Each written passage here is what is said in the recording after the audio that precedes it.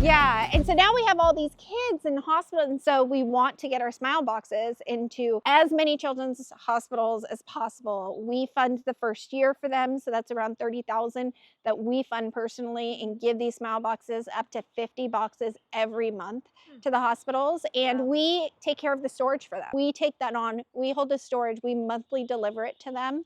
And so we bring it to them, we just fulfill their order for smile boxes, and they give it to the kids right at their chemo chairs.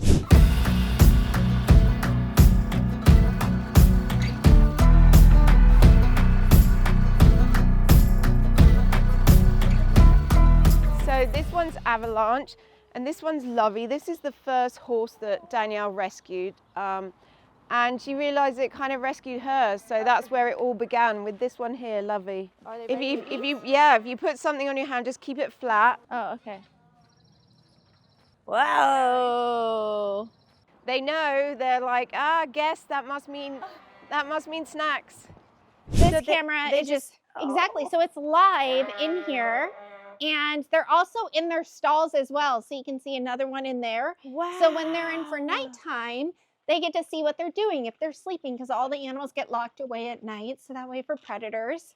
So yeah, George is in there right now, just sitting, but they could see him cuddle, move around, all of that. And so they get the outside view, the inside view. We have a site that the kids log into. They get their own personal login. Wow. They log into the site, and we do story time in the chicken coop. We do goat dress up. We have special events for the kids. It costs around $8,000 just to sustain the animals, feeding and care a month. That's what I was going to ask you is exactly, so a lot of nonprofits that deal with animals, they're so compassionate because you lead with your heart with it, but then you forget what it takes to keep these animals healthy and happy. Yeah. And we know our limits here, which is great. Right, exactly. So, That's good. That's good. So I'm going to make you come in this vehicle. This is our Are you vehicle. ready for a ride? Yeah, so you can come in the front.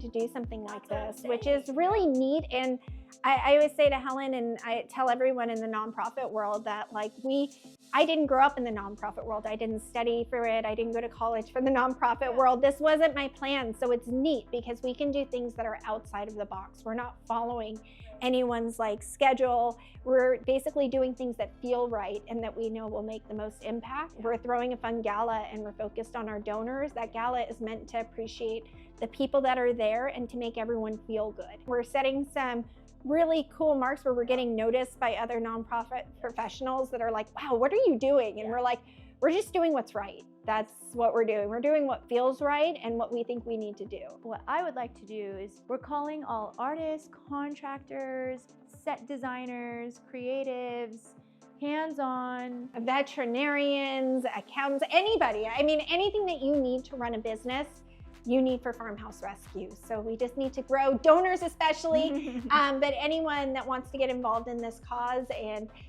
really make a difference in children's lives, we definitely need you.